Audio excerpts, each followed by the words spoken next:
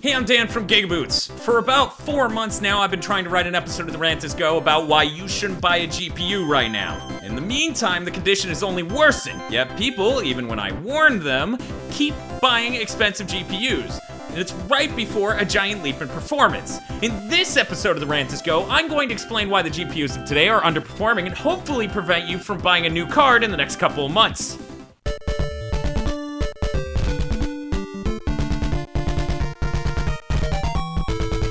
If you buy a video card right now, then you're going to get utterly stomped by cards set to debut just months from now. The reason why is video card manufacturers haven't upgraded very important parts of their GPUs in several years, and this stagnation is about to end. This will result in a generation of GPUs remarkably more powerful than what's on the market today. Even if you're not looking to buy the best of the best, that means you can wait and buy the same level of performance at a lower cost later this year. There are two main factors causing all this. They are the 28nm fab process and RAM technology. For a bit of history, consider this. GDDR5, the current gold standard for graphics RAM, has been in consumer-grade GPUs since June 2008, so for about 8 years now. It's an aging tech, and even though AMD released GPUs with HBM last year, that technology had disadvantages that kept it from being the real successor we needed. HBM, or high bandwidth memory, is the inevitable successor to GDDR5. HBM 1.0 came out last year in the top-of-the-line AMD GPUs, but it had a low limit on memory, 4 GB. That was lower than the NVIDIA GPUs that were already on the market, so that prevented AMD's Fury GPUs from being a grand slam performance-wise. HBM 2.0 is set to debut later this year, and it's much better than 1.0. The hard limit on RAM is raised to 32 GB of fucking— who needs 32 GB? And the speed of the RAM is doubled. For the sake of perspective, consider this. From the year 2013 to 2015, GDDR5 increased its bandwidth from 320 GB per second to 384 GB per second, which is about a 20% increase. From 2015 to 2016, thanks to the move to HBM 2.0, the bandwidth is going from GDDR5's 384 GB per second to a full terabyte per second, a 160% increase.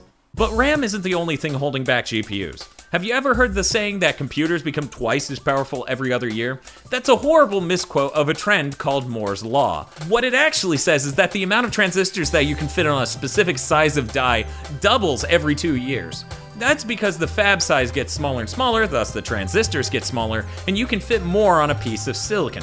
That means you can make more complex and thusly more powerful GPUs as time goes on. With that primer out of the way, let me explain something really important. The fab size for GPUs hasn't changed since 2012. It's been 28 nanometers ever since the introduction of a video card 4 years ago, and the performance of GPUs has stagnated accordingly. Later this year, AMD and NVIDIA will upgrade their GPUs to 14 nanometers, which is equal to 2 full fab size upgrades. The increase in performance and power efficiency will be fucking enormous. AMD has actually been showing off how an 85-watt next-gen GPU of theirs delivers the same performance as a 158-watt GPU from NVIDIA's 2015 lineup.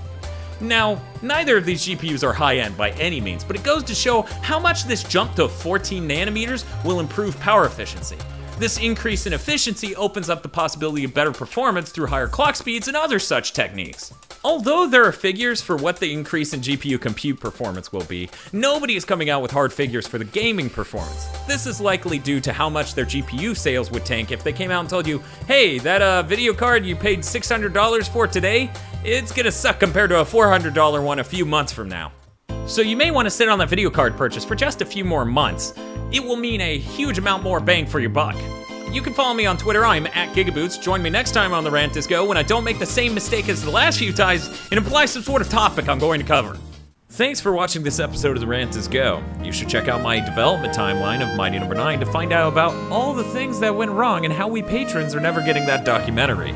You should also check out the Goodbye Game Trailers episode where I'm all sad and stuff. Just like the wind. GigaBoots has been brought to you by our glorious producers, Cywolf and Gary Owen, via our Patreon. Consider becoming a GigaBoots patron.